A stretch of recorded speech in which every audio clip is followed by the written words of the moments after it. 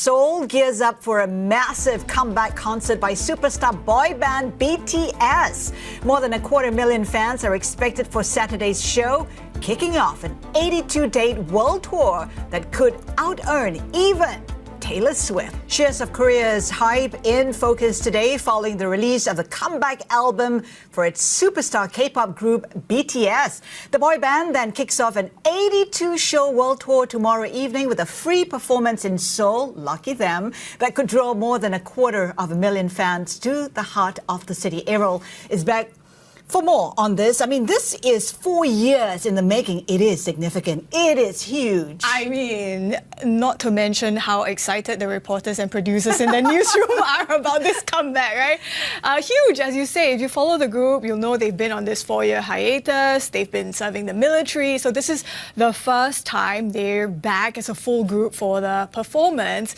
And indeed, if you look towards tomorrow, where there's going to be a full free concert, that's really what's getting everybody excited.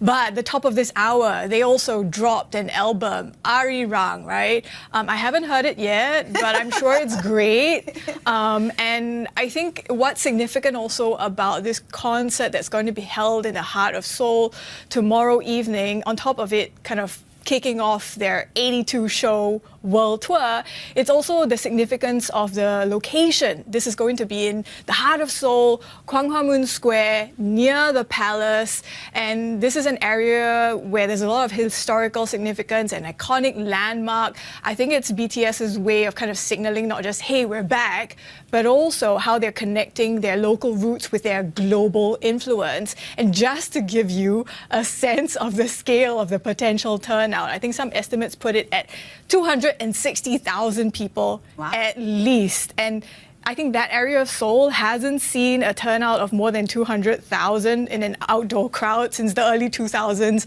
at a couple of World Cup events. So it's massive. You talk about Arirang, you got to wonder whether Arirang will do as well as Dynamite or Butter, for that matter, because those are really the top 5, among the top 5 songs of BTS. In terms of earnings, what can be expected? I mean, people make comparisons with Taylor Swift Eras tour. Yeah, I think for Taylor Swift, if you recall, at the time, it was already record and groundbreaking, right? Her takings were like $2 billion. That was a marathon, 150 shows over, I think it was a year and a half.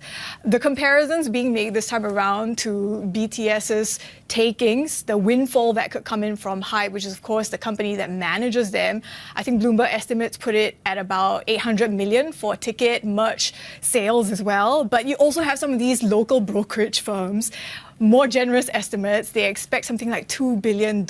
And partly because how ticket prices have climbed over the years. So this is going to be quite something. I mean, you said it's going to be huge. The turnout is, what, 260,000 or so? I mean, authorities are not taking any chances, right? No. I mean, there's also some sensitivities with regards to crowd control, right? Because of the Itaewon Halloween stampede in 2022, where more than 150 people were killed. So, as you say, authorities are really not taking any chances. They're tightening security. Special police units have been deployed. You're seeing restricted access in some of these areas near the event venue.